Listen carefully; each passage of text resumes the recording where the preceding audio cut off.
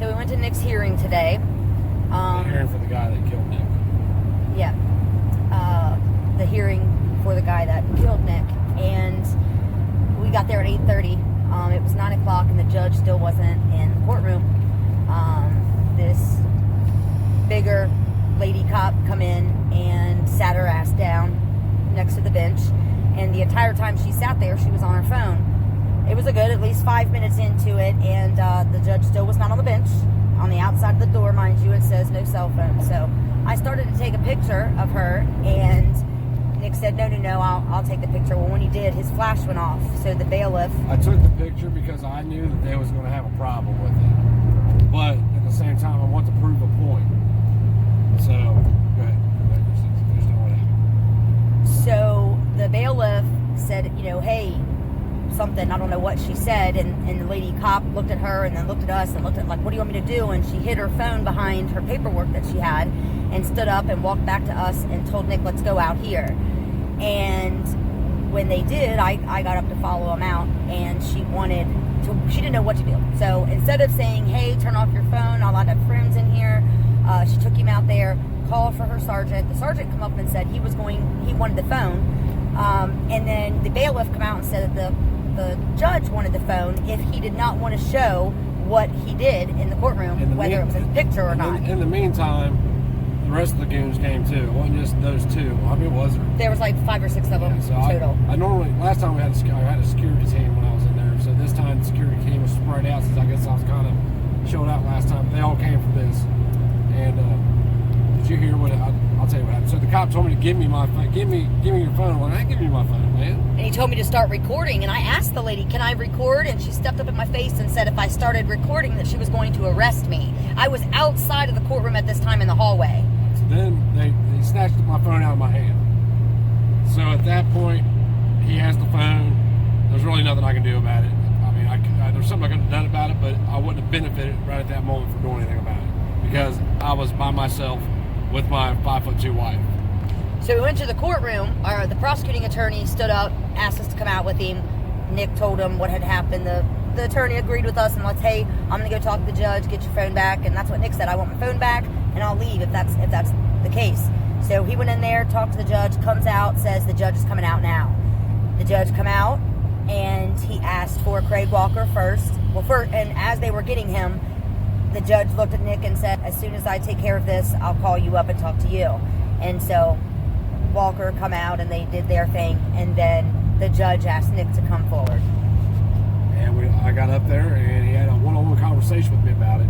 My point was this. I understand you have a policy. It's not a law, it's a policy, whatever. That's another conversation. But if you're going to have this policy, as a civilian, you should lead by example. If there's no phones allowed in your courtroom, that's cool, but that should go for everybody. Because when you make you make a policy and that policy applies to everybody, then it's a fair policy, and we live in a fair and free country. Everybody thinks, but of course he tried to make excuses for the cops. Well, their official duties, or they might be taking care of business, is what he said. I said, well, how do you know I'm not? So, and like I told him, once I realized he was making excuses for him, I just said, you know what, we can talk about this all day long and we're not going to get anywhere. We'll agree that I won't take any pictures or anything while you're on the bench, and which he wasn't on the bench when I did it, and I wouldn't do that because I know the outcome of that. Not that I think it's right or wrong, just at this time it would serve no purpose because it's just me. But basically, we went through, we asked him, nobody knew how to ask if you could record in the courtroom. Like, they let these news stations record in the courtroom, but you never see a civilian record in the courtroom that's not from the news station. So we asked him how to do that. Well, wait, we asked the bailiff first, yeah, and the bailiff said she did not know. Yeah, they had no clue. They didn't know who we had to ask. But then the judge said... The judge said I had to ask the bailiff and get some paperwork from the bailiff, and he would sign off on it. The bailiff who did not know anything. So I got my phone back, and we wound up leaving the courtroom. After, I had a sheriff that I know that knows me, came over and talked to me for a minute and just told me, I understand. I totally 100% see your point, and it's kind of corrupt the way he said it, but not saying corrupt, and it is corrupt. And that's just I know it's stupid, and it may sound stupid to some people, but that's just a small sample of how it works. Well, they wear a black uniform and have a shiny badge on, so they have some kind of moral high ground on you that they should be allowed to do this. Steal your property. Right, and they did. They stole my phone. I didn't give it to them. No. I wasn't giving it to them, and they took it out of my hand. Ripped it out of your hand. Ripped it out of my hand. But the moral of the story is that me and my 5'2" wife couldn't do nothing. But if we had 1,000 people there, you think they would have took my phone? Even though it's their policy or law or whatever? Hell no, they wouldn't. So they ruled through the threat of force, is basically what it is, threatening to arrest us. They threatened to arrest me, but they really threatened to arrest Christy. And like I said, talking to the judge, it was just a circle, wasn't it? Yeah, it was. You know, he would make a point, and then I would shoot his point down, and it all fell back on, you don't expect out of your employees, which aren't his employees really, it's the sheriff's employees, you don't expect out of them what you expect out of me. Yet their communication device for their job is located on their hip or on their shoulder. It's not their personal cell phone. It's not their blue cell phone. Right. So. And another thing I asked to walk up and talk to the judge as well, because I wanted to know where exactly I could record. And in the courtroom, we have to get permission. Fine, understood.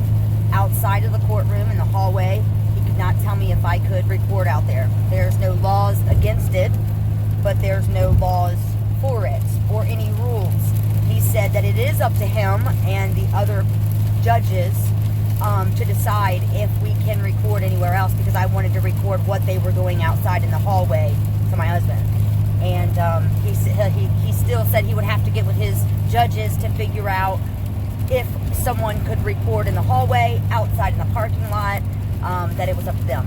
And my thing is it's a public building paid for by the taxpayers, us, and they are paid by us.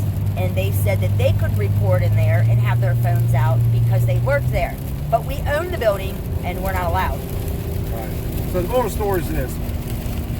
This is a small example. When you guys going to Virginia on the 20th, you're going to see this. You're going to see cops arresting people. Flat out, you're going to see it happen. Those people are going to lose every time because it's just them and probably their 5'2" wife. But if I would have had a courtroom full of people that was there with me, you'd think for 1 second they would have took my phone. Now, they might have tapped me on the shoulder and said, hey, we don't allow that. I doubt they would have even done that. So, you know, just us by ourselves, we're not going to accomplish anything. If we stand together, though, we get something accomplished.